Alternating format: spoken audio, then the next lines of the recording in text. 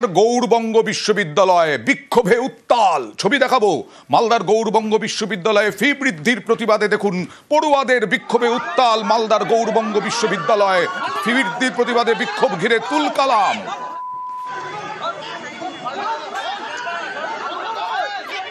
Poster placard নিয়ে বিক্ষোভ অবস্থানে পড়ুয়ারা। দেখুন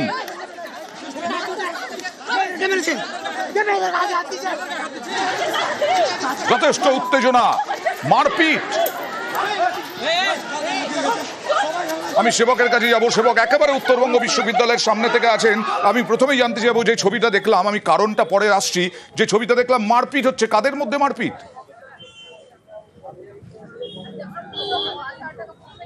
একদমই দেখো, গৌড়বঙ্গ বিশ্ববিদ্যালয় উত্তপ্ত, কারণ ফি বৃদ্ধির প্রতিবাদে বিভিন্ন কলেজ থেকে ছাত্রছাত্রীরা আজকে গৌড়বঙ্গ বিশ্ববিদ্যালয়ে এসেছিল। তারা মূল গেট, আমার এই পেছনে যে মূল গেট বিশ্ববিদ্যালয়ের, সেই গেটের সামনে প্ল্যাকার্ড নিয়ে তারা আন্দোলন শুরু করে। তাদের দাবি ছিল যে তাদের ফিস অবিলম্বে কমাতে হবে।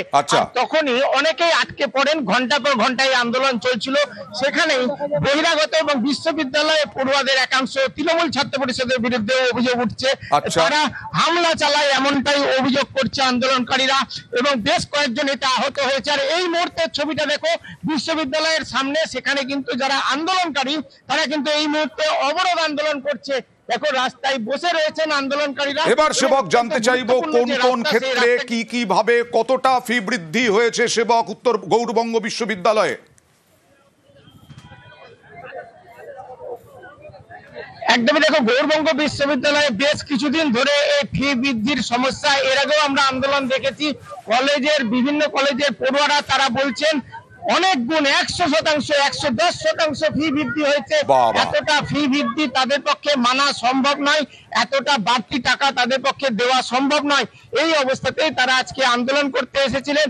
তখনই বহিরাগতরা হামলা চালিয়েছে এমনটাই তারা বলছেন। আর গৌড়বঙ্গ বিশ্ববিদ্যালয় কর্তৃপক্ষ কি বলছে, কেন এরকম 100%, 110% ফি বৃদ্ধি?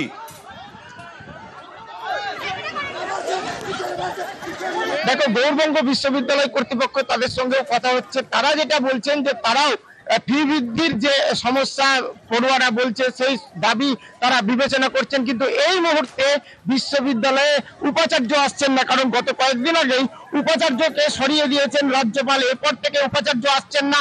রেজিস্ট্রার বিশ্ববিদ্যালয়ের বাইরে। এই অবস্থায় কিন্তু কোনোভাবেই সিদ্ধান্ত, অর্থাৎ ফি কমানো হবে, এই সিদ্ধান্ত নেওয়া যাবে না।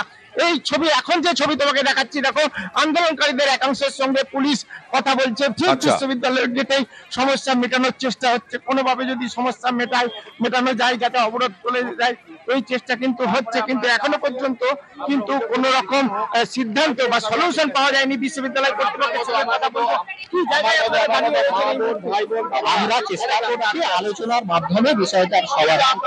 এই দাবি দাওয়াগুলো কি আছে আমরা শুনি, তারপরে ওদের সঙ্গে আমরা আলোচনা।